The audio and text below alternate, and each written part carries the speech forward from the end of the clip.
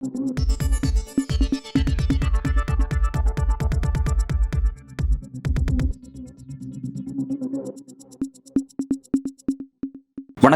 இன்றைக்கு நம்முடன் அரசியல் பேசுவதற்காக பூலகை நண்பர்கள் அமைப்பிலிருந்து வழக்கறிஞர் வெற்றிச்செல்வன் அவர்கள் இணைந்திருக்கிறார். சார் வணக்கம்.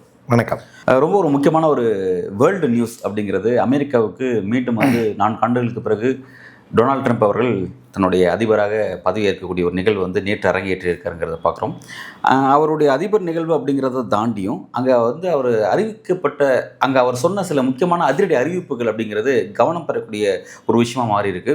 அதில் சில விஷயங்கள் ரொம்ப எல்லாருமே பயப்படக்கூடிய இடத்துக்கு தள்ளப்பட்டிருக்காங்க. குறிப்பாக பார்த்தீங்கன்னா இறக்குமதி வரியெல்லாம் நான் அதிக உயர்த்துவலாம் சொல்லியிருக்கிறாரு. அது ரொம்ப ஒரு முக்கியமான ஒரு விஷயமா பார்க்கப்படுது. அதே மாதிரி அந்த பிறப்பின் அடிப்படையில் அங்கே வழங்கப்பட்டிருந்த அந்த குடியுரிமை அவர் ரத்து செஞ்சிருக்கிறாரு. இது ஒரு சீரியஸான ஒரு விஷயமா எல்லாரும் பேசுகிறாங்க. ரெண்டாவது இரு பாலினம் அப்படிங்கிறான் சொல்லியிருக்காங்க. இரு பாலினர்கள் மட்டும் தான் அங்கீகாரம், தேர்ட் ஜெண்டர்லாம் பேசுறதுக்கான வாய்ப்பு இல்லை அப்படிங்கிற மாதிரி சொல்லியிருக்காரு. இந்த மாதிரி அப்படியே வரிசையாக அப்படியே சொல்லியிருக்காரு.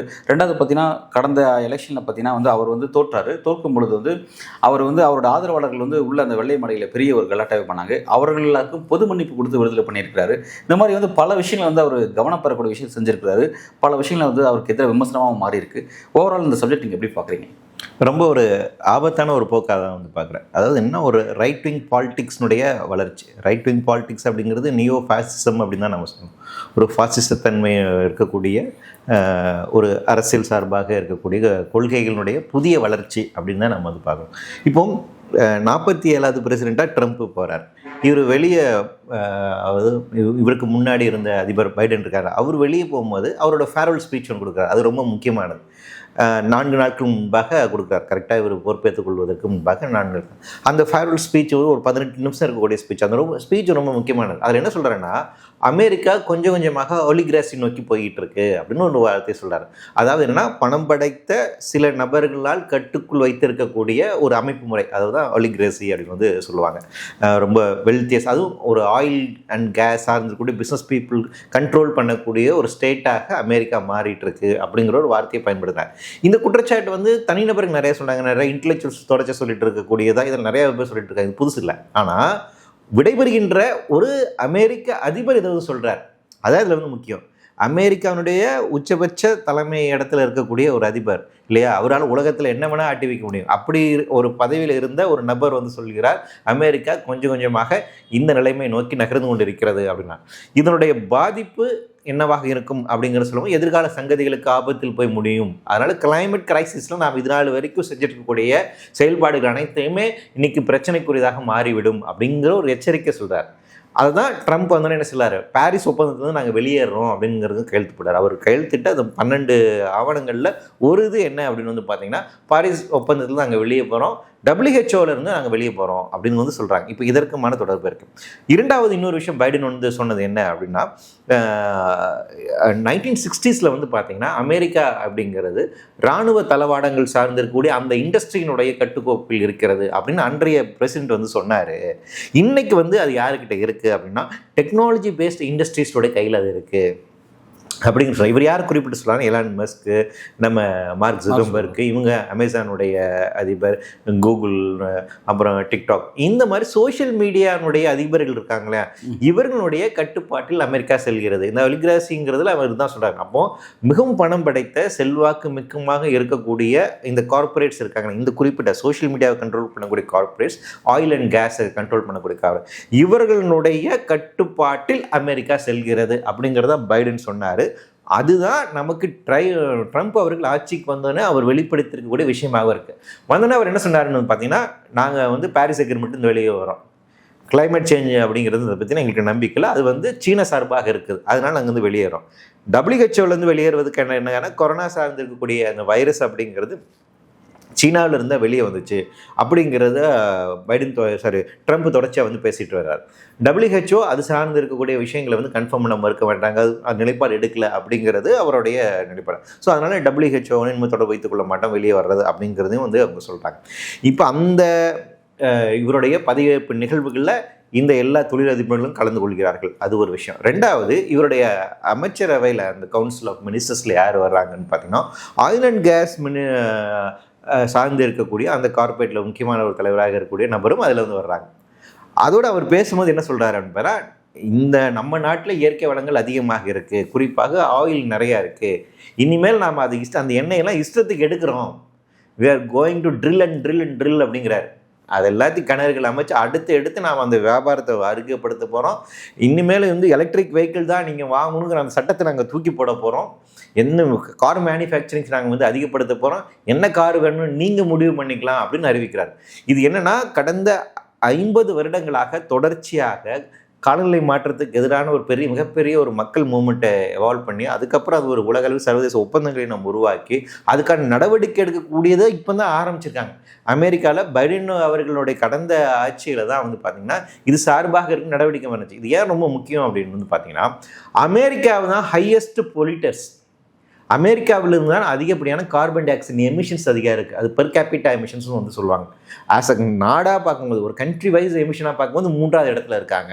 தனிநபராக எவ்வளோ எமிட் பண்ணுறாங்கன்னு பார்க்கும்போது அமெரிக்கா முதல் இடத்துல இருக்குது. அப்போ அமெரிக்காவில் கட்டுக்கோப்புள் வைக்காமல் உங்களால் புவி வெப்பமாய்வதை தடுக்க முடியாது, குளோபல் வார்மிங்கை தடுத்து நிறுத்த முடியாது, காலநிலை மாற்றத்தை தடுக்க முடியாது. அப்போ அமெரிக்காவினுடைய இந்த ஒரு முடிவு இருக்கு இல்லையா, இது ஒட்டுமொத்த உலகத்துக்கே எதிரான ஒரு முடிவு, ஒட்டுமொத்த உயிர் சூழலுக்கே எதிரான முடிவு. ஸோ அப்போ இந்த என்டையர் எபிசோடில் என்ன உண்மையில கலங்கடிக்கக்கூடிய ஆபத்தாக நான் கருதுவது என்னென்றால், பாரிஸ் ஒப்பந்தத்திலிருந்து நாங்கள் வெளியேறுவோம் என்று அவர் கூட அறிவித்திருக்கிறதுங்களா, அது முக்கியமான பிரச்சனை. 2வது, நாங்கள் அதிகமாக ஆயில் அண்ட் கேஸ் சார்ந்திருக்கக்கூடிய பொருளாதாரத்தை கொண்டு வர போகிறோம்.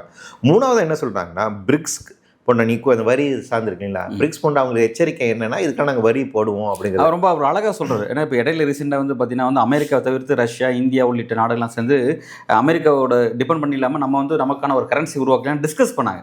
இப்போ டிஸ்கஸ் பண்ணும்போது அவர்கிட்ட ஒரு எச்சரிக்கை வந்துச்சு. இப்போ அவர் பொறுப்பேற்றுக்கும் போது சொல்லியிருக்கிறாரு, கவலையப்படாதீங்க, இறக்குமதி வரியை நம்ம உயர்த்தி அது மூலமாக நம்ம கஜானா பெருக்குவோம் அப்படின்னு ரொம்ப வெளிப்படையாக சொல்கிறார். அப்படின்னும் போது அதோட சீரியஸ் தன்மை அது என்ன பிரச்சனை உண்டாக்கும். அது என்ன, ஒரு அமெரிக்கா சார்பாக கூட ஒரு வேர்ல்டு ஆர்டர் இருக்கு இல்லைங்களா, உலக அளவில் இருக்கிற உலக ஒழுங்கு ஒன்று ஒரு கட்டமைச்சிட்டே வராங்க. அமெரிக்கன் அது ரொம்ப பண்ணுறாங்க. அதாவது அமெரிக்காவை மீறி எந்த நாடும் தனித்து செயல்பட முடியாது. என்டையர் உலகத்தினுடைய பொருளாதாரத்தை கட்டுக்குள் வைக்கக்கூடிய ஒரு நாடாக, வல்லரசாக அமெரிக்கா இருக்குது. ஸோ அந்த வேர்ல்டு ஆர்டர், அந்த உலக ஒழுங்கை அவங்க விட்டு கொடுக்க தயாராகலை. ஸோ அப்போ அதுக்கு டாலருக்கு எதிராக வேற எந்த ஒரு கரன்சியும் வந்துடக்கூடாதுக்குள்ள ரொம்ப தெளிவாக இருக்காங்க. ஸோ அந்த ஒரு பிரிக்ஸில் அதுக்கான நடவடிக்கை இருக்கின்ற போது அது வளர விடக்கூடாது, அது தடுத்து நிறுத்தணும் அப்படிங்கிற இதில் தான் இருக்காங்க. ஸோ அந்த பொருளாதார ரீதியாக அதை எப்படி கட்டுக்குள் வைப்பது அப்படிங்கிற அந்த ஒரு இது இருக்குது. இப்போ மிடில் ஈஸ்டில் போர் நிறுத்தப்பட வேண்டும் அப்படிங்கிறதுமே இருக்கு இல்லைங்களா. இது எந்த இதுலேருந்து சொல்கிறாங்க, இந்த பிஸ்னஸ் ஆங்கிள் தான் சொல்கிறாங்க. நமக்கு பிஸ்னஸ் ரொம்ப முக்கியம், நாம் ஏன் இந்த மாதிரி போர் இது சார்ந்து இருக்கக்கூடிய இடங்களில் நமக்கு பணத்தை செலவு பண்ணுறதை விட அதிகமாக நம்ம பிஸ்னஸோட இது இருக்குது அது சொல்லணும். அப்போ இந்த பார்வை இருக்கு இல்லைங்களா. அப்போ எக்கனாமிக்ஸை கம்ப்ளீட்டாக அமெரிக்க மையத்தன்மையிலேயே வைத்திருப்பது, அது அப்படியே தான் ஆல்ரெடி இருக்குது. அமெரிக்காவே மையமாக வைத்து, டாலரை மையமாக வைத்து தான் உலக பொருளாதாரம் இயங்க வேண்டும் அப்படிங்கிறதான் அமெரிக்காவினுடைய அஜெண்டா. அந்த அஜெண்டாவை மீறி மாற்று வருகின்றது இருக்கலாம், அதெல்லாம் காலி பண்ணக்கூடியது. அப்போ பிரிக்ஸ் நீங்கள் அப்படி பேசுறது அப்படிங்கிறது அது இது பொருளாதாரத்தில் எந்த அளவுக்கு இந்த ஒழுங்கு இருக்குன்னு நினைக்கிறாங்களோ அதே நேரத்தில் பிராந்திய அளவில் அமெரிக்காவினுடைய ஆதிக்கம் இருக்குங்கிறது புதிச்சுறாங்க. அதனால தான் Gulf of Mexico Gulf of அமெரிக்காவை மாற்றணுங்கிறாரு. நீங்கள் வெறும் ஓகே ஒரு பொருள் எக்கனாமிக்கலாக மட்டும்தான் இவர் போகிறாரு அப்படிங்கிறது இல்லை, அதை தாண்டி அவருடைய அடுத்து எனக்கு மிலிட்ரைசேஷனுங்கிற இருக்காரு. நான் இராணுவத்தை எந்த அளவுக்கு பலப்படுத்த போகிறேன் அப்படின்னா, நம்ம இராணுவம் போய் இறங்கி சண்டை போட வேண்டிய அவசியமே இருக்காத அளவுக்கு, பார்த்தாலே பயப்படுற அளவுக்கு இராணுவத்தை நான் பலப்படுத்த போகிறேன் அப்படிங்கிறாங்க. அப்போ என்ன, ஒரு பக்கத்தில் மிலிட்ரைசேஷன் அப்படிங்கிறது இருக்கும், பிராந்திய அளவில் கட்டுக்குள் வைத்துக்கூடிய ஒரு தன்மைங்கிறது பண்ணிடுவோம், உலக அளவில் இருக்கக்கூடிய பொருளாதாரத்தை நாங்கள் எங்கள் கட்டுக்குள் வைத்திருப்போம், ஒரு ஒழுங்கை உருவாக்குவோம் அப்படின்னு சொல்லலாம். அதே போல் ஆயில் அண்ட் கேஸ் சார்ந்து இருக்கக்கூடிய பொருளாதாரத்தை நாங்கள் இன்னும் தொடர்ந்து செய்ய போகிறோம். சூழலுக்கு எந்த விதமான கவலையும் மேற்கொள்ள மாட்டோம். இது அடுத்து இன்னும் உள்ளே போயிட்டு சிவில் ரைட்ஸ்னு நீங்கள் எதுவும் பேசாதீங்க, உங்களுக்கு ஜெண்டர் ரைட்ஸோ செக்ஷுவல் ஓரியன்டேஷனோ எதுவுமே இருக்க முடியாது, இனிமேல் 2 விஷயம்தான். அதாவது இப்போ இந்த மேல் ஃபீமேல் அப்படிங்கிறதெல்லாம் தாண்டி இப்போ இந்த தேர்ட் ஜெண்டர், டிரான்ஸ்ஜெண்டருங்கிற வரையும் நம்ம பேசிக்கிட்டு இருந்தோம். ஆனால் அது எல்ஜிபிடிக்யூ கேர்ன்னு சொல்லிட்டு அது பாட்டு அப்படியே போய்கிட்டே இருக்குது. இந்த மாதிரி பலர் இருக்காங்க அப்படிங்கிறாங்க. இப்போ சேம் செக்ஸ் மேரேஜ் எல்லாம் வேணுன்றது அளவுலாம் சுப்ரீம் கோர்ட் அணுகிற ஒரு போக்கு இருக்குது. ரொம்ப சீரியஸான ஒரு முக்கியமான விஷயமாக நகருது. பல நாடுகள் அதை அங்கீகரிக்க துவங்கிட்டாங்கிறதெல்லாம் பார்க்குறோம். அப்படி இருக்கிற இடத்துல இவர் வெளிப்படையாக அது நான் ஏற்றுக்கவே மாட்டேன். முன்னாடி இருந்த பைடன் கவர்மெண்ட்டில் அவங்க அதுக்கான விஷயங்கள்லாம் ப்ரியாரிட்டி கொடுத்தாங்க, நான் அதை மறுக்கிறேன், அதை அப்படியே பின்பற்றப்படாதுன்னு சொல்லிட்டு ரொம்ப வெளிப்படையாக அறிவிக்கிறதுனால அந்த தேர்ட் ஜெண்டருடைய மொத்த வெறுப்பையும் அவர் சம்பாதிக்கிறாரு. எதுக்காக இந்த விஷயத்தை மேற்கொள்றாரு? இல்லை, நீங்கள் எப்படி நம்ம இந்தியாவில் நீங்கள் வந்து அதர்ஸ் வர்சஸ் அஸ்னு ஒரு இது கொண்டு வராங்க இல்லைங்களா, அவர்களுக்கு எதிராக நாம் அப்படிங்கிற அந்த இருக்குல்ல, அந்த ஒரு பிளவுவாத அரசியல் அப்படிங்கிறதுல, அப்போது ஒரு பர்டிகுலர் மைனாரிட்டி குரூப்பை வந்துட்டு நீங்கள் வந்து அவங்களுக்கு எதிரானது பேசுவதன் மூலமாக மெஜாரிட்டியை கன்சாலிடேட் பண்ண போகுது. இதுதான் ஃபாசிஸ்டினுடைய அடிப்படையான ஒரு குணம். ஓகே, இப்போ இது வந்து எந்த அளவுக்கு இது வந்து இந்த நடவடிக்கை இப்போ ஆண்கள் மற்றும் பெண்கள் ஒரு பக்கம் வெர்சஸ் அதர் ஜெண்டர் ஒரு பக்கம், இந்த பாலிடிக்ஸுங்கிறது அவருக்கு என்ன விதமான பொலிட்டிக்கல் கெயினை கொடுக்கும்? அப்படி எப்படி வேணும்னா இது வந்து மதம் சார்ந்து இருக்கக்கூடிய அந்த ரைட் விங்க பாலிடிக்ஸ் இதாகணும். அவங்க என்ன மதம் உங்களுக்கு ரெண்டு மதம் வந்து இதெல்லாம் ஏற்றுக்கல. கிறிஸ்துவ மதம் வந்து இதெல்லாம் வந்து நோய் அப்படின்னு தான் வந்து பார்க்குறாங்க. இது வந்து இன்னும் சொல்லப்போனால் பாவ செயல் அப்படிங்கிறத அவங்க பார்க்குறாங்க. அப்போ அந்த மத ரீதியான இருக்கக்கூடிய கன்சால்டேஷன் இல்லையா, அதுதான் அங்கே இருக்கக்கூடிய அந்த ரைட் விங் ஃபோர்ஸினுடைய மத ரீதியாக இருக்க. நமக்கு வந்துட்டு மதம் தான் முக்கியம், கிறிஸ்துவ மதம் என்ன சொல்லியிருக்கோ, பைபிள் என்ன சொல்லியிருக்கோ, அதன் அடிப்படையில் இருக்கக்கூடிய ஒரு ஆட்சி முறை அப்படிதான். அப்போ பைபிளுக்கு எதிரான இந்த சிந்தனை போக்கை நாங்கள் ஏற்றுக்கொள்ள மாட்டோம். ஆனால் இன்றைக்கி வந்து உலகத்தில் இப்போ இருக்கிற இந்த கண்டிஷனில் இப்போ நம்ம 2025 பேசியிருக்கோம். இது வந்து பைடனுடைய, அதாவது ட்ரம்ப்புடைய அந்த ஐடியாலஜிங்கிறது ஒரு பிற்போக்குத்தனமானது, அறிவியலுக்கு புறமானது அப்படிங்கிற மாதிரி உலக நாடுகள் அதை பார்க்க மாட்டாங்களா? இந்த பிற்போக்குத்தனமானதான் இது வந்துட்டு ரொம்ப அறிவியலுக்கு முரணான ஒரு விஷயம் தான். ஆனால் என்னன்னா பெரியார் சொன்ன மாதிரி தான், மூட நம்பிக்கை என்ன உங்களுக்கு மட்டும் சொந்தம் நினைச்சிங்களா, அமெரிக்காக்காரனுக்கும் மூட நம்பிக்கை இருக்குங்கிறது தான். ஓகே, ரைட்டுங்களா? அவங்களும் பிற்போக்குவாதிகளும் அங்கேயும் வந்து அதிகமாக இருக்க சொன்னாங்க. ரிப்பப்ளிக்கன் பார்ட்டியில் இருக்கிறவங்களே வந்து ஒரு ஆய்வு வந்துட்டு நடந்த அப்படின்னா, ரிப்பப்ளிக்கன் பார்ட்டியில் இருக்கக்கூடியவங்க 42% மக்களுக்கு வந்து காலநிலை மாற்றம் அப்படிங்கிறது நிகழ்ந்து கொண்டு இருக்கிறது அப்படிங்கிறது பெரிய அளவுக்கு உங்களுக்கு நம்பிக்கை தெரியாமல் தான் இருக்காங்க.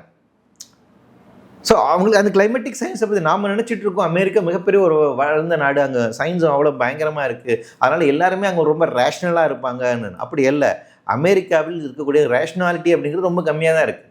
அவர்கள் வந்து பயங்கர சயின்ஸை வந்து உள்வாங்கி கொண்ட நபர்களாக இந்த ரைட் விங் ஃபோர்ஸ்னுடைய வளர்ச்சி இருக்குங்களா, அவர்கள் நிறைய பிற்போக்குத்தனமான கருத்துக்களை இன்னும் நம்பி கொண்டிருக்கக்கூடிய நபர்களாக தான் இருக்காங்க. ஸோ அதுதான் இங்கே கூட. அப்போ எப்படி ட்ரம்ப்பால் வளர முடியுதுங்கிறதுங்களா, ட்ரம்ப்பனுடைய அந்த ஸ்பேஸ் எங்கேருந்து எவால்வ் ஆகுது. அப்போ பிற்போக்குத்தனமான அரசியலுக்கான ஒரு இடம் அப்படிங்கிறது உருவாகி கொண்டே இருக்குது. அதை வளர்த்ததில் நிறைய பேருக்கு வந்து பங்கு உண்டு, மீடியாவுக்கு வந்துட்டு ஒரு பெரிய அளவுக்கு பங்கு உண்டு. அது தொடர்ச்சியாக வந்து அது வந்து நிறைய பேர் ஒவ்வொருத்தர் மேலேயே ஏறி தான் அவரும் வந்து வளர்ந்து வர்றார், அந்த வாய்ப்பை வந்து உருவாக்கி கொடுத்தார். ஸோ அமெரிக்காவில் இன்னைக்கு இருக்கக்கூடிய இந்த ஒரு போக்கு இருக்கு இல்லைங்களா, இது ஆபத்துக்குரிய. இதனோட எக்ஸ்டென்ஷன் பார்த்தீங்கன்னா சில ஐரோப்பிய நாடுகளையும் இருக்குது. ரைட் விங்கனுடைய இந்த வளர்ச்சி அப்படிங்கன்னா நியோ ஃபாசிசம் தான் சொல்லணும் அப்படின்னு சொல்கிறாங்க, அது ரைட் விங் நம்ம சொல்லக்கூடாது அப்படின்னே சொல்கிறாங்க. ஏன்னா இந்த ரைட் விங் பேசக்கூடியது எல்லாமே ஃபாசிச தன்மையில் தான் இருக்குது. ஸோ இந்த ஃபாசிச தன்மையோடைய இருக்கக்கூடிய வளர்ச்சி அப்படிங்கிறது சில ஐரோப்பிய நாடுகளிலுமே பிரதிபலிக்குது, அங்கேயுமே இந்த வளர்ச்சி இருக்குது. Right sir. இப்போ நீங்கள் ஒரு முக்கியமான ஒரு கேள்வி, இப்போ இந்தியாவில் நம்ம ரிப்பீட்டடாக பார்க்குறோம், மதவாத சக்திகளுக்கு மக்கள் வந்து திரும்ப திரும்ப வாக்களிக்கிறாங்கிறத பார்க்குறோம். பெரும்பாலான மக்கள் வந்து வாக்களிக்கிறாங்க. மோடி வந்து ஃபஸ்ட்டு 2 டேர்ம்லையும் மெஜாரிட்டியில் இருந்தார், இப்போ வந்து லைட்டாக மெஜாரிட்டி குறைஞ்சிருக்காருன்னு பார்க்குறோம். இருந்தும் அவருக்கான ஒரு ஆதரவு இருக்குது. அப்போ இதை வச்சு வந்து இங்கே இருக்க அரசியல்வாதிகள், இங்கே இருக்கக்கூடிய அரசியல் விமர்சகர்கள், பத்திரிகைகள் என்ன சொல்கிறாங்கன்னா, இந்தியாவில் மட்டும் இந்த பிரச்சனை, அது உலகம் தழுவிய பிரச்சனை இருக்குது, உலகத்தில் இருக்க எல்லா மக்களுமே ஒரு வலதுசாரி தன்மை நோக்கி நகராங்க, மக்கள் நகரான்னு குறிப்பிடுறாங்க. இதை நீங்கள் எப்படி பார்க்குறீங்க? இல்லை, அப்படி இல்லை. இப்போ சமீபத்தில் வந்து ஒரு ஆய்வு வந்திருக்கு, அதாவது உலக அளவில் நடந்த எலெக்ஷன்ஸில் இப்போ லாட்டின் அமெரிக்கன் கண்ட்ரீஸ்னு வந்து எடுத்துக்கோங்க. மெக்சிகோவில் வந்துட்டு லெஃப்ட் விங் பார்ட்டி வந்து வெற்றி பெற்று வராங்க, யூகேயில் வந்து லெஃப்ட் விங் பார்ட்டி வந்து வெற்றி பெற்று வராங்க. அப்போ சில நாடுகளில் வலதுசாரி சிந்தனையும் இருக்கக்கூடிய கட்சிகள் வெற்றி பெறுகின்றன, சில இடங்களில் வந்துட்டு இடதுசாரி தன்மை இருக்கக்கூடிய கட்சிகள் வந்துட்டு வெற்றி பெறாங்க. இது இரண்டுமே மியூச்சுவலாக நடக்குது. சில இடத்துல உங்களுக்கு சென்ட்ரல் லெஃப்ட் வெற்றி பெறாங்க, சில இடத்துல சென்ட்ரல் ரைட் வந்து வெற்றி பெறாங்க. இது வந்து ஈக்குவலாக அங்கங்கே இருக்குது. அப்போ அந்த நாட்டில் இருக்கக்கூடிய புற சூழல்கள், அங்கே நாடுகளுடைய கலாச்சாரம் எப்படி இருக்குது, அங்கே எப்படி ஒரு ப்ரோக்ரெசிவான மூமெண்ட்ஸ் என்னவா இருக்குது, அதன் அடிப்படையில் இருந்து தான் வந்திருக்கு. ஸோ ஒட்டுமொத்த உலகமே வந்துட்டு உங்களுக்கு வலதுசாரி தன்மையோடு போய்கொண்டு இருக்குது அப்படிங்கிற வாதம் என்பது சரியானதல்ல. அது அப்படி நிகழ்களை இடதுசாரி தன்மையில் இருக்கக்கூடிய வளர்ச்சி போக்கும் அதுக்கான மாற்று சிந்தனை அப்படின்னு சொன்னது ஜனநாயகத்துக்காக இருக்கக்கூடிய அமைப்புகளுடைய வளர்ச்சியும் அதுவும் நிகழ்ந்து கொண்டு தான். ஆனால் என்னன்னா இந்த இந்த இந்த உலக ஒழுங்கை இருக்கு இல்லையா, இந்த வேர்ல்டு ஆர்டரை கண்ட்ரோல் பண்ணி அந்த சில இதெல்லாம் வரக்கூடாதுங்கிறத வேலையை வந்துட்டு அதையும் செஞ்சுட்டு இருக்காங்க. நீங்கள் அதிகமாக இயல்பாக வந்து மக்களுக்கு ஜனநாயக உரிமையை சார்ந்து இருக்கக்கூடிய போராட்டங்கள் முன்னெடுக்க, ஆனால் அது வரவிடாமல் தடுக்கக்கூடிய ஃபோர்ஸ்னுடைய வேலையும் நடந்துட்டு இருக்கு. ரெண்டுமா தான் நிகழ்ந்து கொண்டு இருக்கு. இப்போ நீங்கள் வெஸ்ட் பேங்க் சார்ந்திருக்கக்கூடிய வெஸ்ட் ஆப்பிரிக்கா சார்ந்திருக்கக்கூடிய நடுவில் வரிசையாக வந்து பார்த்தீங்கன்னா இராணுவ புரட்சி நடந்துக்கிட்டே இருக்குது. அந்த பகுதியில் இருக்கக்கூடிய கலோனியல் மனநிலையில் இருக்கக்கூடிய அரசுக்கு எதிராக தொடர்ச்சியாக போடுறாங்க, இராணுவ இது நடக்குது, ஒரு புரட்சி நடக்குது, அதனால் ஆட்சிகள் கைப்படுத்துகிறாங்க. அவங்க எல்லாமே வந்து பார்த்திங்கன்னா ப்ரோ ரஷ்யன்ஸாக இருக்காங்க. அவர்கள் இடதுசாரி தன்மை இருக்கக்கூடியதாக இருக்காங்க. அந்த நாட்டில் இருக்கக்கூடிய இயற்கை வளங்கள் சுரண்டப்படுகின்றன அப்படிங்கிறனால ஏகாதிபத்தியத்துக்கு எதிரான ஒரு மனநிலையிலிருந்து அவங்க அப்படி வருது. அப்படி அந்த ரெவல்யூஷன் நடந்திருக்கு. லாட்டின் அமெரிக்காவில் வந்து பார்த்தீங்கன்னா இடதுசாரி தன்மை உள்ள நாடுகள் அதிகமாக உருவாக்கிட்டே வர்றாங்க. ஆனால் வந்து இன்னைக்கு இப்போ நீங்கள் ரஷ்யாவை குறிப்பிட்டீங்க, ப்ரோ ரஷ்யனாக இருக்குன்னு சொல்லி நீங்கள் குறிப்பிட்டீங்க. ஆனால் ரஷ்யாவே கூட இன்னைக்கு கம்யூனிஸ்ட் சித்தாந்தம், இடதுசாரி சித்தாந்தம் வந்து இல்லாமல் போயிடுச்சு, கவர்மெண்ட்டில் இல்லாமல் போயிடுச்சு, மக்களும் வந்து மாறிக்கிட்டு இருக்காங்க அப்படிங்கிறத குறிப்பிட்றாங்க. ரெண்டாவது வந்து நீங்கள் லாட்டின் அமெரிக்காவில் குறிப்பிட்டீங்க, கியூபாலே வந்து இன்னைக்கு அந்த ஃபிடலுக்கு பிறகே கூட அந்த விஷயங்கள்லாம் மாறிடுச்சு, அந்த தன்மைகள்லாம் உள்ளாங்க இல்லை அப்படிங்கிறாங்க. இந்த மாதிரி வந்து பல இடங்களையுமே கூட நீங்கள் ஐரோப்பிய காண்டினென்ட்டில் குறிப்பிட்டீங்க. ஐரோப்பிய காண்டினென்ட்டில் கூட பல நாடுகள் வந்து இன்னைக்கு வந்து வலதுசாரி தன்மை நோக்கி நாங்கள் பாசிட்டிவாக இருக்கிற இடத்துல, அதாவது 2 பார்ட்டி சிஸ்டம் இருக்குது, 3 பார்ட்டி சிஸ்டம் இருக்குது, அந்த சிஸ்டம் வந்து ரொம்ப ஸ்ட்ராங்காக இருக்குன்னா அந்த இடத்துல ஒரு இடதுசாரி கட்சி ஜெயிக்குது. ஆனால் அந்த இடதுசாரி கட்சி முழுக்க ஒரு இடதுசாரி தத்துவத்தையே அனுமதிக்குதா, அதன்படியே இயங்குதான்னு பார்த்தா அது இல்லை, எல்லாமே கார்பரேட் மயமாகவும் முதலாளி மயமாக தான் இருக்குங்கிறாங்களே. இது 2-3 லேயர்ஸாக போகணும். இன்னைக்கு உலக ஒழுங்கு அப்படிங்கிறது கம்ப்ளீட்லி மார்க்கெட் எக்கனாமி என்ன சொல்லுதோ அதற்கு உட்பட்டு தான் செயல்பட முடியுங்கிறது. ரஷ்யாவும் அப்படி தான் செயல்படுது, கியூபாவும் அப்படி தான் செயல்படுது, வியட்நாமும் அப்படி தான் செயல்படுது, சைனாவும் அப்படி தான் செயல்படுது. ஸோ இந்த நாடுகள் தான் சோசியலிச கம்யூனிச தத்துவங்களை உள்வாங்கி கொண்ட நாடுகள். இப்போ அதில் வந்து வேறு மாதிரி மாறுதல் நடந்திருக்கலாம். ஹிஸ்டாரிக்கலாக நம்ம வந்து பேசும்போது கம்யூனிச தத்துவங்கள் அடிப்படையில் இயங்கிய நாடுகள் இந்த நாடுகள் தான். இப்போ இந்த நாடுகளில் மார்க்கெட் எக்கனாமி உள்ளடக்கி தான் இருக்கிறாங்க. அப்போ இந்த சந்தை பொருளாதாரத்து தான் அடிப்படையாக இருக்குது. அதை மீறி எந்த நாடும் வெளியே போகல. எல்லாம் இந்த சந்தை பொருளாதாரம் என்ன ஒரு கோடு போட்டு வச்சிருக்கோ, என்ன பவுண்டரி வரைஞ்சி வச்சிருக்காங்களோ அதுக்குள்ள இருந்தால் செயல்படுறாங்க. அப்படின்னா சார், இப்போ எனக்கு இந்த இடத்துல ஒரு கேள்வி, சந்தை பொருளாதாரம் எல்லாத்தையும் தீர்மானிக்குதுன்னா அப்போ அந்த இடத்துல ரைட் எதுக்கு லெஃப்ட் எதுக்கு, எல்லாமே ஒன்று தானாங்க, எல்லாமே ஒரே மாதிரி தானே மாறிடும். அதுங்க தான் இப்போ சந்தை பொருளாதாரத்தினுடைய ஸ்டாண்டர்ட்ஸை ஃபிக்ஸ் பண்ணும் போதே வந்து அதில் நிறைய தியரி ஆஃப் தாட்ஸ் வருது. அதில் ஒருதலை பட்சமாக ஒருத்தருக்கு மட்டுமே அதிகாரம் போய் சேருகின்ற வகையில் அமெரிக்கா வந்து ஒரு ஒழுங்கை வந்து உருவாக்க நினைக்குது. அப்போ அதற்கு எதிராக இருக்கக்கூடிய ஐரோப்பிய நாடுகள் வந்து ஒரு விதமான ஒழுங்கை வந்து உருவாக்குறாங்க. எல்லாருக்கும் ஈக்குவல் ஆப்பர்ச்சுனிட்டி காம்படிஷன் கொடுக்கணும், அந்த ஒரு ஃபேர்னஸ் வேணும் அப்படின்னு பேசக்கூடிய ஒரு ஸ்கூல் ஆஃப் தாட்ஸ் வந்து தேவை. வித்தின் த சிஸ்டத்துக்குள்ளேயே இந்த முரண்பாடுகள் வருது. அப்போ இவங்களை எப்படி கவுண்டர் பண்ணுறது அப்படிங்கிற வகையில் ரஷ்யா வந்து ஒரு நிலைப்பாடு எடுக்கிறாங்க. ரஷ்யா, சீனா இவங்கெல்லாம் சேர்ந்து அதுக்கு எப்படி கவுண்டராக ஒரு சூப்பர் எக்கனாமிக்கல் பவராக வளர முடியும் அப்படின்னு. அப்போ இது எல்லாமே உள்ளுக்குள்ளாக நடக்கக்கூடியது. சந்தை பொருளாதாரத்தினுடைய அந்த விதிகளை ஏற்றுக்கொண்டு அதற்குள்ளாக முரண்பாடுகளை வந்து பண்ணுறாங்க. ஸோ அதில் வந்து எந்த அளவுக்கு இது பண்ண முடியலன்னா, அப்போ இந்த எக்கனாமிக் ஆர்டர் தான் பேசிக்காக இருக்குது. அதில் இருந்து இதை செயல்படுத்துகின்ற போது ஒவ்வொரு நாடுகளும் இதில் எப்படி தனித்து இயங்க முடியும், அவங்களுக்கு என்ன வாய்ப்பு இருக்குது அப்படிங்கிறத இருக்குது. அப்போ இப்போ நம்ம நோபல் பரிசு வாங்கினவங்கள அவங்களுடைய ஒய் நேஷன்ஸ் ஃபெயில்னு ஒரு புக் எழுதியிருக்காங்க. அது ரொம்ப முக்கியமான புக். அதில் வந்து என்ன சொல்கிறாங்கன்னா, உங்களுக்கு மாடர்னிசம் வந்து எங்கெங்கெல்லாம் ரொம்ப அதிகமாக வளர்ந்து அதனுடைய இதை அதிகமாக பயன்படுத்தி கொண்ட நாடுகளில் டெமோக்ரஸி ரொம்ப ஒரு ஸ்ட்ராங்காக எவால்வ் ஆயிடுச்சு. இன்னும் அந்த மாடர்னிசத்தை சரியாக உள்வாங்கி கொள்ள முடியாத நாடுகள், அது நடைமுறைப்படுத்தக்கூடிய நாடுகளை இன்னும் டெமோக்ரஸி சரியளவுக்கு போய் சேரலை அப்படிங்கிற ஒரு வாதத்தை வைக்கிறாங்க. அமெரிக்கா வந்து மாடர்னிசத்தை அக்செப்ட் பண்ணிக்கிச்சா இல்லைங்களா? அக்செப்ட் பண்ணிட்டாங்க. ஆனால் ஏன் டெமோக்ரஸி இப்போ வரையும் இல்லை? டெமோக்ரஸி அவங்களுக்கு வந்துட்டு இருக்கு. டெமோக்ரஸி அவங்களுக்கு வந்து இருக்கு. 400 இயர்ஸ் ஆன டெமோக்ரஸி. ஆனால் உலகத்துக்கு அந்த டெமோக்ரஸி அவங்க கொடுத்துருக்காங்களாங்கிறத பிரச்சனை. ஓகே, ஆனால் இப்போ மல்டி பார்ட்டி சிஸ்டமாக இல்லை, 2 பார்ட்டி சிஸ்டமாக தான் இருக்குது ஒன்று. ரெண்டாவது பார்த்தீங்கன்னா வந்து ஆப்ஷன்ஸ் மக்களுக்கு குறைவாக தான் இருக்குது. தேர்தல்னு வரும்போது மக்களுக்கு ஆப்ஷன்ஸ் குறைவாக இருக்குது. ரெண்டாவது வந்து அப்படி வரக்கூடிய நபர், தேர்தல் மூலமாக வரக்கூடிய நபர் பார்த்தீங்கன்னா வெளிப்படையாக வந்து ஒரு சர்வாதிகார தன்மையில் செயல்படுறாரு. அதை அந்த மக்கள் எப்படி ரசிக்கிறாங்க? இது எப்படி ஒரு ஜனநாயகத்துக்கான ஒரு ஸ்பேஸ்? நோம் சாம்ஸ்கி அதான் சொன்னார், மேனுஃபேக்சரிங் கன்சென்ட் அப்படின்னு சொல்லிட்டு. அதாவது மீடியாக்கள் மூலமாக சில கருத்து உருவாக்கங்களை செய்து வந்து அதன் அடிப்படையில் மக்களை வந்து வச்சிருக்கக்கூடிய அந்த தன்மை இருக்குது. நீங்கள் சொல்கிற மாதிரி அங்கே வந்து அமெரிக்கா சட்டப்படி வந்துட்டு எவ்வளோ பார்ட்டிஸ் வேணா இருக்கலாம், அவங்க எலெக்ஷனில் போடலாம். ஆனால் அதுக்கான வாய்ப்பே இல்லாமல் இருக்குது. ஏன் அப்படின்னா, தன்னை ப்ரொமோட் பண்ணிங்கன்னா இவ்வளோ லட்சம் டாலர் ஸ்பெண்ட் பண்ண வேண்டியது இருக்குது. அதுக்கு யாராச்சும் இங்கே டொனேட் பண்ண வேண்டியிருக்கு. அப்போ பெரிய பெரிய கட்சிகள் இந்தியாவில் கூட, அது இந்தியா நம்ம அதை நோக்கி தான் வந்து போயிட்டு இருக்கோம். அமெரிக்கன் பாலிடிக்ஸ் இருக்கு இல்லைங்களா, அவங்க பணம் இல்லாமல் அங்கே வந்து யாரும் ஜெயிக்க முடியாது. அப்போ நீங்கள் நிச்சயமாக ஏதாச்சும் ஒரு பெரிய பெரிய தொழிலதிபர்களை நம்பி தான் இருக்கணும். தொழிலதிபர்கள் உங்களுக்கு டொனேட் பண்ண விரும்புகிறாங்களா அப்படிங்கிறது. அப்போ எந்த தொழிலதிபர்கள்லாம் ஒன்று கூடி சரி இவருக்கு நாம் வந்துட்டு பணம் கொடுப்போன்றாங்களோ அவர் தான் அதிபராகிறாங்க. அதுதான் பைடன் வந்து சொல்கிறார். ஸோ வந்து அமெரிக்கன் டெமோக்ரஸி அப்படிங்கிறது, அதான் அலிகிரசி அப்படிங்கிறதுன்னு இருக்குது. அது உண்மையான டெமோக்ரஸியாக இல்லை அப்படிங்கிறது இருக்குங்க இல்லைங்க. இதை விட மோசமான டெமோக்ரஸியாக தான் இன்னும் பல நாடுகள் இருக்குதுங்கிற.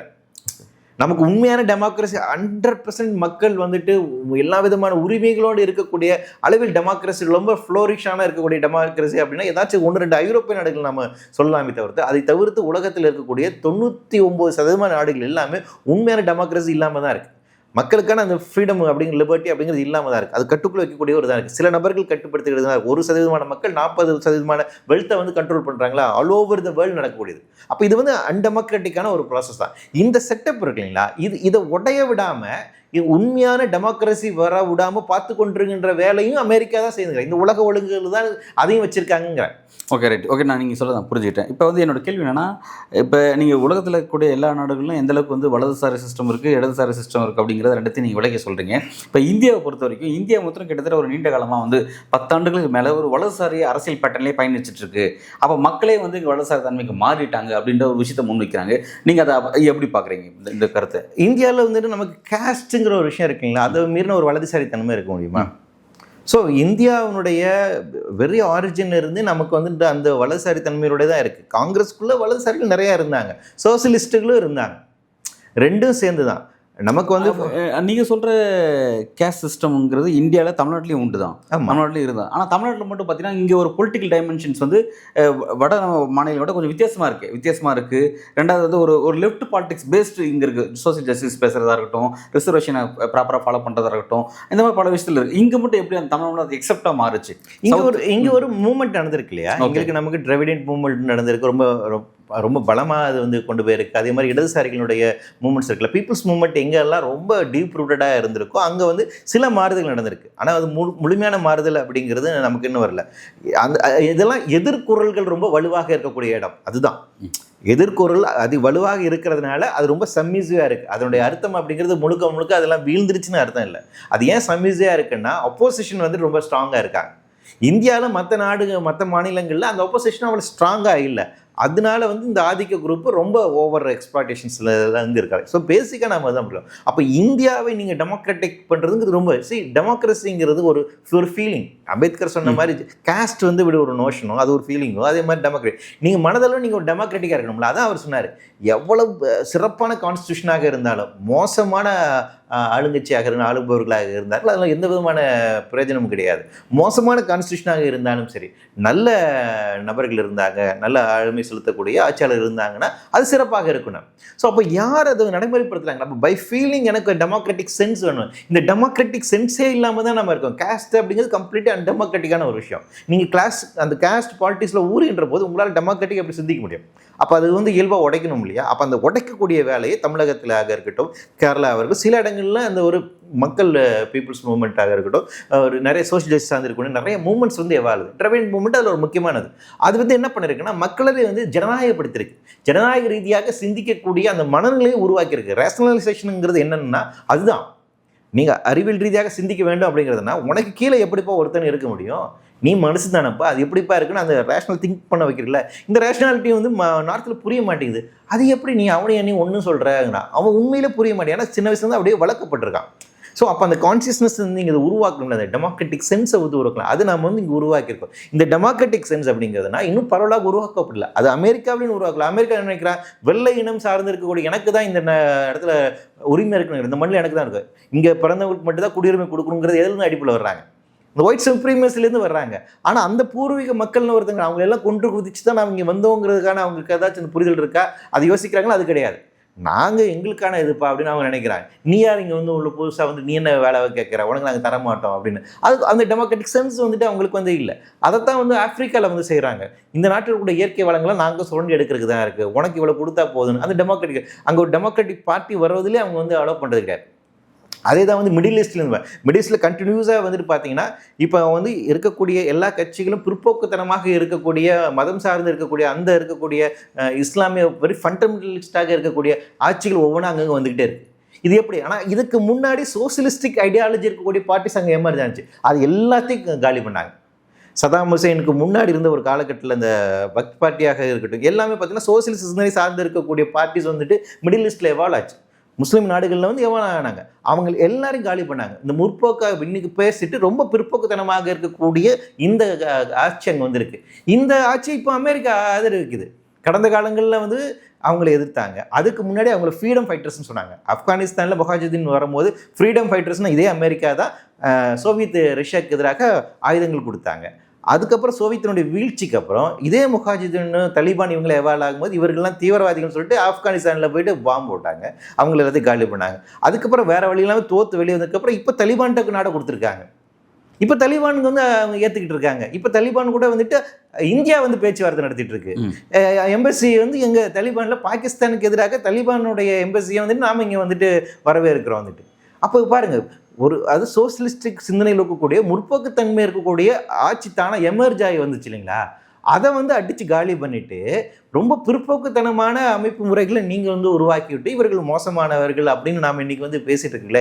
இந்த வேலையை உலக அளவில் அமெரிக்கா செஞ்சு. அப்போ என்னென்ன பேசிக்காக அடிப்படையில் என்ன பண்ணால் டெமோக்ராட்டிக் சென்ஸை வளர விடாமல் தடுக்கின்ற வேலைகளை உலக ஒழுங்கு அப்படிங்கிற இந்த அடிப்படையிலிருந்து இந்த வல்லரசு நாடுகள் செய்து கொண்டிருக்கிறார்கள். இது ஒவ்வொரு நாட்டிலையும் ஒவ்வொரு விதமான லோக்கலாக இருக்கக்கூடிய விஷயம் இருக்கும், இன்டர்நேஷனல் விஷயம். இதன் அடிப்படை தான் செய்கிறாங்க. இந்த கன்ஃபெஷன் ஆஃப் எக்கனாமிக் ஹிட்மென்ட் இருக்குங்களா, அந்த ஒரு பொருளாதார அடியாளின்னு ஒப்புதல். அதில் அவங்க சொல்றது ஒவ்வொரு நாட்டுக்கும் ஒவ்வொரு விஷயம் இருக்கும். ஒவ்வொரு நாடுனுடைய இது எனக்கு இந்தியா அப்படிங்கிறது எப்படி செயல்படுது, இங்கே யார் ஆளுகின்ற ஒரு வர்க்கமாக இருக்காங்க, அவங்க என்னவாக இருக்காங்க, அவங்க எப்படி கேப்சர் பண்ணணும் அப்படிங்கிறத அவங்க ப்ளே பண்ணுறாங்க. இந்த ஆளும் வர்க்கம் அப்படிங்கிறது இந்த வெளிநாட்டில் இருக்கக்கூடிய எந்த வர்க்கம் நமக்கு சாதகமாக இருக்கும் அப்படின்னு பேசுகிறாங்க. இப்போ விவேக் ராமசாமியை நமக்கு சொந்தக்காரங்க இவங்க பேசலையா இல்லையா? கமலா ஹாரிஸ் வரும்போது ஓகே நம்ம ஆத்து பொண்ணு வராங்க அப்படின்னு இவங்க பேசலையா? இப்போ வைஸ் பிரசிடென்டோடைய மனைவி அவர்கள் இந்தியா பூர்வீகமாக கொண்டு அந்த சேர்ந்தவங்க எல்லாம் நம்ம ஆளுதான் அப்படி சொல்றது இல்லைங்களா? ஏன் நீங்க பவரோட உங்களை கனெக்ட் பண்ணி நினைச்சிருக்கேன். இங்க இருக்கக்கூடிய ஒரு வர்க்கம் அங்க நம்மளோட கனெக்ட் பண்ணிட்டு அதன் மூலமாக என்ன சாதிக்க முடியும்? இந்த மென்டாலிட்டிங்கிறது உலகம் ஃபுல்லா ஒரு சேம் தானே, எல்லா மக்கள்கிட்டும் இந்த சேம் தானே. அல்லது இப்போ வளர்ச்சி அடைந்த நாடுகள், அது வளரக்கூடிய நாடுகள், இந்தியா போன்ற நாடுகள் இங்க மட்டும் இந்த மாதிரியான மென்டாலிட்டி இருக்கா? நம்ம ஆளுப்பாம நம்ம இது அப்படின்ற இந்த மென்டாலிட்டி யார்கிட்ட இருக்கு? இந்த மென்டாலிட்டி உலக அளவில் நாம இன்னும் அந்த இனம் ரீதியாக நம்மளை ஐடென்டிஃபை பண்ணிக்கக்கூடிய அந்த மனநிலை அப்படிங்கிறது இருக்குது. உலக அளவில் இருக்கக்கூடிய அது ஒரு ரொமானியனுக்கும் இருக்கு, கிரீக்குக்கும் இருக்கு, ஐரிஷா இருக்கும்போது அவர் ஐரிஷ் அப்படின்னு தான் பேசுறாங்க. எதுக்காக ஜூ அப்படின்னு நானும் ஜூ அப்படின்னு பேசிக்கிறாங்க. வளர்ந்த நாடுகள்கிட்ட வளர நாடுகள்கிட்ட ஏன் இருக்குன்னு நான் கேட்குறேன்னா, ஆப்பிரிக்கா போன்ற வளராத நாடுகள்கிட்ட அவங்ககிட்ட அந்த மென்டாலிட்டி இருக்கான்னு நான் கேட்குறேன். இருக்கு. ஆப்பிரிக்காவில் இந்த இனக்குழுக்களுக்கான ட்ரைப்கான போட்டிகள் அப்படிங்கிறது இருக்கு. அது மனித சமூகம் இன்னும் இன ரீதியான வரையறுக்குள்ளாக தான் இருக்கிறார்கள். அதை இனத்தை மீறி நாம் அனைவருமே மனிதர்கள் அப்படின்னு ஒன்றா சேருகின்ற அளவுக்கு நாம் இன்னும் ரேஷனல் ஆகலை. பெரும்பான்மையான மனித சமூகம் இன்னும் அப்படிதான் யோசிச்சுட்டு இருக்கு. நாம் இந்த குழுவை சேர்ந்தவங்க, இந்த ட்ரைபு, அது என்னன்னா எவல்யூஷன்லாம் அப்படி ஒரு குழுவாக இருப்பதனால தப்பி பிழைக்க முடியும் அப்படின்னு தான் வந்தவங்க. வேட்டை சமூகமாக இருக்கும், நம்ம ஒரு குழுவாக செயல்பட்டாதான் நம்ம வாழ முடியும், கூடி வாழ்வதான் மனிதனுடைய சர்வை பண்ண முடியும். ஏன்னா அப்போ இருந்த ஆபத்துங்கிறதுனா அதுவே இந்த சோ கால்டு சிவிலைசேஷன் எவால்வ் ஆனதுக்கு அப்புறம் இன்னும் அந்த மனநிலை தான் இருக்கும். ஓகே, அதனால தான் அதெல்லாம் மீறி சிந்திச்சவங்க சில பேர் தான். ஐன்ஸ்டீன் அந்த மாதிரி சிந்திச்சாங்க, கார்ல் மார்க்ஸ் அந்த மாதிரி சிந்திச்சாங்க. இன்டர்நேஷனலிசம் பேச அவங்க இருக்காங்க இல்லையா? இந்த எல்லை கோடுகளே வேண்டாம், நாடுங்கிறதுங்கிறது ஒரு கற்பிதம், நம்ம எல்லாம் வேர்ல்டு கவர்மெண்ட் வேணும் ஐன்ஸ்டீன் பேசினார். அதுக்கு முன்னாடி கார்ல் மார்க்ஸ் பேசினாங்க. ஸோ அதுக்கு பின்னாடி அப்படியான சிந்தனையாளர்களே நமக்கு அதிகமாக வளரல. இந்த இன்டர்நேஷனலிசம் பேசக்கூடிய சிந்தனையாளர்கள் இல்லைங்களா, கடைசி வரைக்கும் ஐன்ஸ்டீன் தான் ஒரு நாட்டினுடைய குடிமகன் அப்படின்னு சொல்ல விரும்பவே இல்லை. நான் உலகத்தினுடைய குடிமகன் தான், ஆனால் வேற வழியில் நீ குடியுரிமை பெற்றாதான் இந்த நாட்டு இருக்குன்னு சொன்னால்தான் அமெரிக்காவில் கடைசியாக குடியுரிமை வாங்குறாரு. அவருக்கு அது விருப்பமே இல்லை. அவர் வேர்ல்டு சிட்டிசனாக நான் இருக்கணும் அப்படின்னு நினச்சாரு. ஆனால் அதுக்கான வாய்ப்பு நமக்கு இல்லை. ஸோ அப்போ இதை மீறி சிந்திக்கக்கூடிய அந்த மனநிலை அது நீங்கள் அப்போ என்னன்னா ஐன்ஸ்டீன் அளவுக்கு நமக்கு ஐக்கியம் தேவைப்படுது. நீங்கள் டெமோக்ராட்டிக் சென்ஸில் வரணும் அப்படிங்கிறது இல்லை, அட்லீஸ்ட் சார்லின் சாப்ளின் அளவுக்கான இருக்கக்கூடிய ஒரு மனிதநேயம் தேவைப்படுது. சாப்ளின் அப்படிதான் சிந்திச்சார். அவர் எல்லாருக்குமான ஒரு இது அப்படிங்கிறது தானே. ஸோ அது அந்த அப்போ இருந்த ஒரு சோசியலிஸ்டிக் அந்த மென்டாலிட்டி அப்படி நிறைய பேர் இருந்துச்சு. நிறைய ஃபேபின் சோசியலிசம்னு சொல்லுவாங்க, பெர்னார்ட் ஷாவுக்கு, அவங்களாம் அப்படி சிந்திச்சாங்க. அந்த ஒரு பர்டிகுலர் 1920s இருந்த 1940s இருந்த சோசியலிஸ்ட் எல்லாமே பார்த்தீங்கன்னா இந்த இன்டர்நேஷனலிசம் அவங்களுக்கு பெரியாது. மாநில அளவில் நாம் எல்லாம் ஒருங்கிணைந்து செயல்படணும் அப்படின்னு அந்த ஒரு தாட் ப்ராசஸ் எவால்வ் பண்ண. இன்னைக்கு என்னன்னா அப்படி பேசுறதுக்கான சிந்தனை போக்குகள் இல்லை. இன்னைக்கு அது எல்லாமே இல்லை, ஐடென்டிட்டி பாலிடிக்ஸ் நோக்கி நம்ம நகர்ந்துட்டு இருக்கோம். இப்போ இந்த கல்ச்சுரல் ஐடென்டிட்டி பாலிடிக்ஸ் அப்படிங்கிறது இன்னைக்கு மையப்பொருளியாக வந்துருச்சு. முன்பொரு காலகட்டத்தில் சோவியத் யூனியன், அமெரிக்கா அப்படின்னு இந்த அரசியல் சித்தாந்தம் பிரச்சனைக்குள்ள இன்னைக்கு அது அடுத்த அது ரீப்ளேஸ் பண்ணக்கூடிய வேலையை என்ன பண்ணுச்சுன்னா அமெரிக்கா அடுத்து பார்த்தீங்கன்னா அந்த இடத்துல சிவிலைசேஷனை கொண்டு வச்சுச்சு. இன்னைக்கு கிளாஸ் ஆஃப் சிவிலைசேஷனுங்கிறது தான் முக்கியமான ஒரு பேசு பொருளாக இருக்குங்கிற அந்த மடைமாட்டுகின்ற வேலையை ரொம்ப அழகாக அமெரிக்கா செஞ்சிருச்சு. அப்போ இன்னைக்கு என்ன இருக்குன்னா கல்ச்சுரலாக இருக்கக்கூடிய ஐடென்டிட்டி, அது சார்ந்திருக்கக்கூடிய பிரச்சனை அப்படிங்கிறது மையத்துக்கு வந்துருக்கு. ஓகே, என்னோட ஃபைனல் கொஸ்டின் அப்படிங்கிறது இப்போ ட்ரம்ப் மீண்டும் அமெரிக்காவோட அதிபர் ஆனதுனால அவர் மோடிக்கு வேண்டப்பட்டவர் நண்பர் அப்படிங்கிற அளவில் சொல்லப்பட்டுச்சு. அதனால் அமெரிக்காவுக்கு அமெரிக்காவுக்கு அதிபராக அவர் வந்ததுனால இந்தியாவுக்கும் நமக்குமான உறவு நல்லா இருக்கும், நிறைய விஷயங்கள் சுமூகமாக இருக்கும் அப்படின்னு சொல்லப்பட்டுச்சு. ஆனால் ஃபர்ஸ்ட் குண்டா அவர் போட்டது என்னன்னா இறக்குமதி வரி இன்க்ரீஸ் பண்ண போகிறோம் அப்படின்னு சொல்லியிருக்காரு. அவர் லத்தீன் அமெரிக்கா போன்ற நாடுகளுக்கு ஃபர்ஸ்ட் ஆஃப் ஆல் சொல்லியிருக்காருங்க தாண்டி வேர்ல்டு லெவலில் அதான் செய்ய போகிறோன்னு சொல்லியிருக்காரு. இப்போ இந்த தாட் இப்போ பொய்யாயிடுச்சா? இப்போ அது அமெரிக்காவுக்கும் இந்தியாவுக்கும் நல்ல உறவு இருக்குன்னு சொன்னாங்க. ஆனால் இனிமேல் நம்ம அங்கே ஏதாவது பொருட்கள் நம்ம ஏற்றுமதி செய்யணும், அதிகமான வரி கொடுக்க வேண்டிய ஒரு இடத்துக்கு தள்ளப்படும் போது அப்போ இந்தியாவுக்கு நெருக்கடி தானா, அல்லது மோடிக்கும் ட்ரம்ப்புக்கு இருக்கிற உறவுனால வேறு என்ன ஃபெசிலிட்டிஸ்லாம் கிடைக்கலாம், என்ன பெனிஃபிட்ஸ் இருக்குன்னு பார்க்கலாம். இல்லை அது திருப்பி ஒரு பிம்பம் கட்டமைக்கப்பட்டுச்சு இல்லையா, ட்ரம்ப்பும் வந்து மோடியும் ரொம்ப க்ளோஸ் ஃப்ரெண்ட்ஸு, அவர் ஒரு எலெக்ஷனுக்குலாம் இது பண்ணாருன்னு.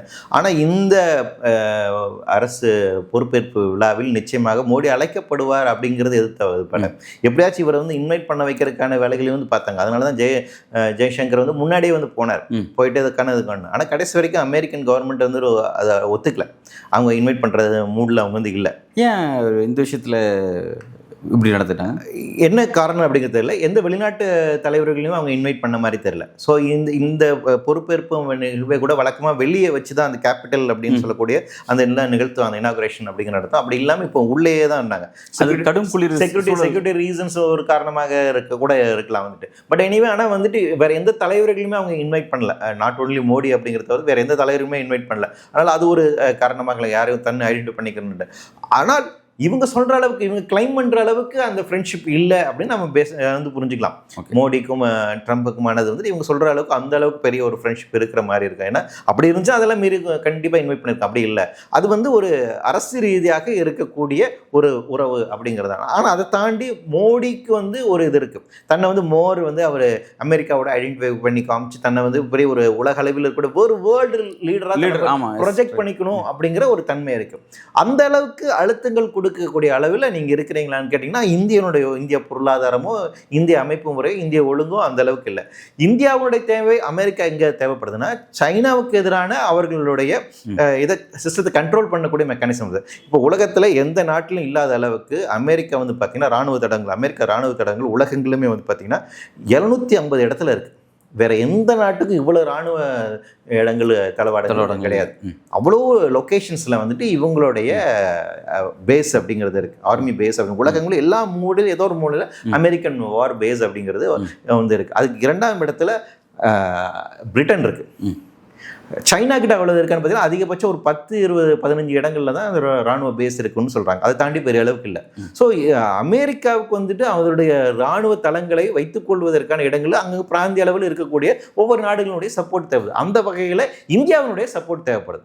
அதனால தான் இந்தியாவுக்கும் அமெரிக்காவுக்குமான ராணுவ ரீதியாக இருக்கக்கூடிய நிறைய ஒப்பந்தங்கள் தொடர்ச்சியாக இருக்குது. அங்கே இருக்கக்கூடிய சிஏஏ டைரக்டர் இங்கே வராரு, இவங்க வந்து பார்க்குறாங்க. இங்கே நம்மளுடைய நேஷனல் செக்யூரிட்டி அட்வைசர் அங்கே இருக்கக்கூடிய சிஏ டைரக்டர் போய் பார்க்குறாங்க. இவங்களுக்கான மியூச்சுவல் அண்டர்ஸ்டாண்டிங், ராணுவ ரீதியாக இருக்கக்கூடிய ஒப்பந்தங்கள் இது தொடர்ச்சியாக இருக்குது. அப்போ இந்த தேவைக்காக இந்தியா வந்து அது தொடர்ச்சியாக அமெரிக்கா வந்து பயன்படுத்திக்கிட்டே இருக்காங்க. இந்தியா அதை அலோவ் பண்ணுது. நாம் இன்றைக்கி மோர் ப்ரோ அமெரிக்கன் ஸ்டாண்ட் எடுத்துட்டு கொஞ்சம் கொஞ்சமாக நேட்டோவில் நாம் இன்னும் உறுப்பினராக சேரா விடணும். நேட்டோவில் உறுப்பினராக இருக்கின்றப்போ என்னென்ன அந்தஸ்து கிடைக்குமோ அந்த சில அந்தஸ்துகள் பெற்ற நாடாக இந்தியா மாறிட்டு இருக்கு. ஸோ நம்ம வந்து ஒரு unofficial member of the NATO அப்படிங்கிற ஒரு இடத்துக்கு வந்து நம்ம வந்து போயிட்டோம். அப்போ கிட்டத்தட்ட அந்த நகர் இந்த தேவை வந்து இருக்குது. ஸோ அமெரிக்கா அது வந்து ஏதோ ஒரு சைனாவுக்கு கவுண்டர் பண்ணுற இடத்துல நம்மளை வச்சுருக்காங்க. ஸோ அதனால் ரொம்ப நெருக்கவும் நம்மளை வந்து விட மாட்டாங்க, அது நேரத்தில் அந்நியமாகவும் தள்ளியும் வைக்க மாட்டாங்க. அந்த ஒரு இடத்துல அந்த உறவு தான் அந்த ஜியோ பாலிட்டிக்ஸில் வச்சுட்டு என்ன இருக்குது, இதுதான்ப்பா உங்கள் ஸ்பேஸ், இந்த கோட்டை தாண்டி நீயும் வரக்கூடாது நானும் வர மாட்டேன், உறவெல்லாம் வந்து பஞ்சாயத்தோடு இருக்கணும் அப்படிங்கிறது. அதை தாண்டி மோடிக்கும் ட்ரம்ப்புக்கும் பர்சனல் விஷயங்கள்லாம் எதுவும் இல்லை, அந்த மாதிரினா எதுவும் இல்லை, வெறும் இது மட்டும் தான் அவங்களோட. ஆமாம், பர்சனலாக அப்படி இருக்கிற மாதிரி எதுவுமே தெரியல. அவர் வந்துட்டு ஏன்னா இவரை இது பண்ணுறது மூலமாக பர்சனல் தனக்கான ஆதாயம் கிடைக்கும் அப்படின்னு ட்ரம்ப் நினைக்கல, அதை நினைக்கிறார். ரெண்டாவது ட்ரம்ப்னுடைய அரகன்ஸ் அப்படிங்கிறது வேற எது இல்லைங்களா. அவர் வந்து அமெரிக்கா உலக அளவில் உலகத்தை கண்ட்ரோல் பண்ணக்கூடிய இடத்துல நான் இருக்கிறேன்னு நினைக்கிறது இருக்குங்க. சரி இல்லைங்களா, அமெரிக்கன் பிரசிடென்ட் அப்படி. ஆனால் அவர் தேர்தல் பிரச்சாரத்தில் வந்து எனக்காக வந்து மோடி பிரச்சாரம் செய்வாரான்னு சொல்லி சொன்னார். உலகத்திலே ஒரு பெரிய தலைவர், உலக தலைவர் ஆகக்கூடியவர் எதுக்கு மோடி பண்ண அவரோட சப்போர்ட் அன்னைக்கு எலெக்ஷன் பிரச்சாரத்தை எதிர்பார்த்தன்ற ஒரு கேள்வி இருக்குல்ல. இல்லை, போன எலெக்ஷனில் வந்துட்டு அது பண்ண இந்த எலெக்ஷனில் வந்து இந்த எலெக்ஷனில் அவர் வந்து பேசுவார் என்னன்னா, அப்போ இந்த கமலா ஹாரிஸ்க்கு இது பண்ணுறதுக்கான சில விஷயங்கள் அப்படிங்கிறது இது பண்ணார். ஆனால் அதையும் தாண்டி வந்துட்டு இது பண்ணுவார் அப்படிங்கிறதுன்னு இருக்கு இல்லைங்களா, அது வந்து ரொம்ப ஒரு அவ்வளோ அளவுக்கு பண்ணுவாரா அப்படின்னு நம்ம வந்து சொல்வதற்கான ஏற்றுவதற்கு பெரிய அளவுக்கான ஒரு வாய்ப்புகள் அப்படிங்கிறது இல்லை. சரி, அதையும் தாண்டி இப்போ நான் ஜெயிச்சிட்டேன் இல்லைங்களா, ஜெயிச்சிட்டேன், now I am the president of America இல்லையா, அப்படிங்கும்போது இப்போ எனக்கு வந்துட்டு மோடி தேவையாங்கிற ஒரு கேள்வி இருக்குல்ல. ஓகே, ஈவன் நீங்கள் எலெக்ஷன் டைமில் கூட நம்ம சொல்லுது சரி ரைட் ஓகே அப்படி எதிர்பார்த்தாருன்னு வச்சுக்கலான்ட்டு. எலெக்ஷன் டைமில் எனக்கு என்னென்ன பிளேயிங் கார்ட்ஸ் இருக்கோ அந்த கார்ட்ஸை நான் வந்துட்டு யூஸ் பண்ணுறேன். நான் இப்போ ஜெயிச்சிட்டேன் இல்லைங்களா, அம்மாவாசனுடைய அடுத்த இருக்கீங்களா, அப்படி இருக்கும்போது நான் ஏன் வந்துட்டு ஒரு சின்ன நாட்டினுடைய ஒரு பிரைம் மினிஸ்டர் இது பண்ண வேண்டியது ஒரு தேவை இருக்கலாம். அதுதான் ஏன் அப்படின்னா ட்ரம்ப் வந்து அந்தளவுக்கு பயங்கர ஒரு ஈகோயிஸ்டிக் பர்சன். நீங்கள் வந்து அவர் ஒரு டெமோக்ராட்டிக் பர்சனாக இருக்கும்போது நீங்கள் வந்து எதிர்பார்க்கலாம். அவர் பயங்கர ஈகோஸ்டிக்கான ஒரு பர்சனாலிட்டி, ரொம்ப வந்துட்டு கரடுமுரடான ஒரு ஆள், அப்படி தான் அவரோட இயல்பு தன்மையாக இருக்கின்றது. அதுதான் வெளிப்படுகிறது இல்லையா அவரோட நடவடிக்கைகள். ஸோ அப்போ அந்த இடத்துல இருந்து பார்க்கின்ற போது இந்தியாவுக்கும் அமெரிக்காவுக்குமான இராணுவ ரீதியாக இருக்கக்கூடிய உறவு அப்படிங்கிறது என்னவாக, பொருளாதார ரீதியாக இருக்கக்கூடிய உறவு. பொருளாதார ரீதியாக உறவை பொறுத்த வரைக்கும் அமெரிக்கா நிச்சயமாக விட்டு கொடுக்காது. அமெரிக்கா வந்துட்டு அமெரிக்காவுக்கு அகெயின்ஸ்டாக நீங்கள் வந்துட்டு போகிறீங்க. இப்போ கடந்த காலங்களில் உக்ரைன் வார் அப்போ வந்து பார்த்தீங்கன்னா இன்னும் வந்து எண்ணெய் வந்து நம்ம இந்தியா வந்து வாங்கிட்டு இருக்கோம். இப்போ இதுக்கு என்ன நிலைப்பாடு எடுக்க போகிறாங்க இனிமேல் நம்ம பார்க்கணும். ஓகே, பைடன் அரசாங்கம் எடுத்த நிலைப்பாடு நிச்சயமாக ட்ரம்ப் அரசாங்கம் அதே மாதிரி எடுப்பாங்களா? அப்போ இந்தியாவை எந்த அளவுக்கு அவங்க வந்துட்டு இது பண்ணுவாங்க, அலோவ் பண்ணுவாங்க அப்படிங்கிற ஒரு கேள்வி இருக்குது. நீங்கள் இனிமேல் இது கண்டினியூ பண்ண முடியுமா? நீங்கள் வந்துட்டு ரஷ்யாவோடையும் ஒரு நிலையில் இருந்துட்டு அமெரிக்கன்ஸோடையும் இருக்குது. அதில் என்ன அவங்க முடிவெடுக்க போகிறாங்க, இதில் என்ன பாலிசி வைஸ் சேஞ்ச் இருக்குங்கிறது அதை பொறுத்து தான் இந்த ரிலேஷன்ஷிப் எப்படி இருக்க போகிறது அப்படிங்கிறத நீங்கள் பார்க்க முடியும். அது வெளிப்படையான உங்களுக்கு தானே. எப்போ அதை தாண்டி மீதி இருக்கக்கூடிய அந்த குவாட் அமைப்பில் வந்துட்டு இந்தியாவுக்கான உறவு மற்றது எல்லாமே இருக்குது.